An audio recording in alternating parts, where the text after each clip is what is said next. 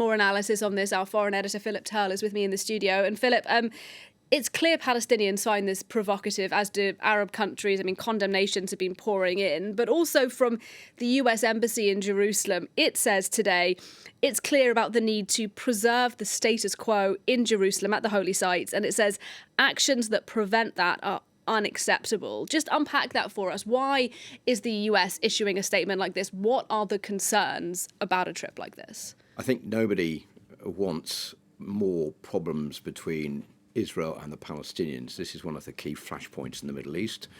And you have to remember, for years and years, since the Oslo Accords of 1993, there have been efforts on all sides to try to create this famous two-state solution, which is what was put forward as the best way out of the problem since the 1967 Six-Day War, to give the Palestinians their own independent homeland, and that Jerusalem be shared between East Jerusalem, which was the Palestinian capital, and West Jerusalem, which was the capital of Israel.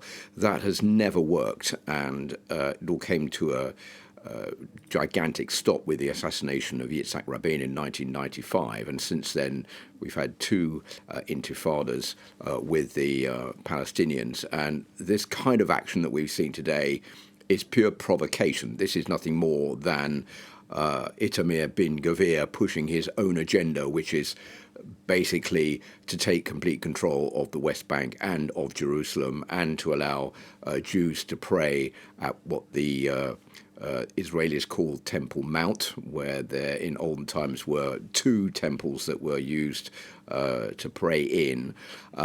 That is all it is. And this is a very dangerous situation. This is very dangerous because it is pushing a nationalist, hard right-wing agenda, which is going to cause a lot of trouble, and I think probably in the long run that is what the far right and the hard right in the new government want, is to inflame tensions with the Palestinians so they can push their own agenda and make it slightly easier for them to do that. And you touched on this a little bit already, Philip, but just tell us a bit more about the figure that is Ben-Gvir, now holding a very important post in the new Israeli government.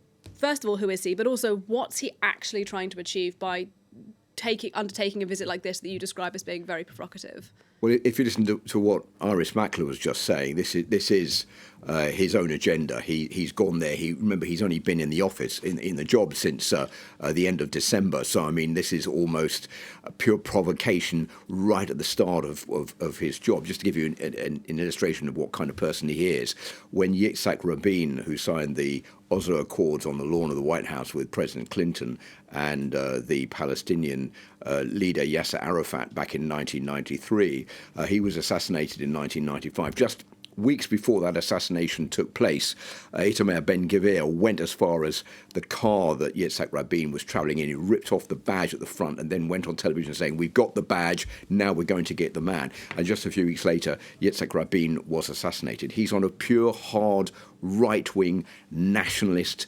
pro-Israeli agenda, which does not bring into the equation anything to do with the Palestinians or with anything to do with Muslims either, or any other religion. It is purely pro-Jewish religion. He's even going as far as saying we should throw out the Arab Israelis who don't toe the line with what we want to push forward.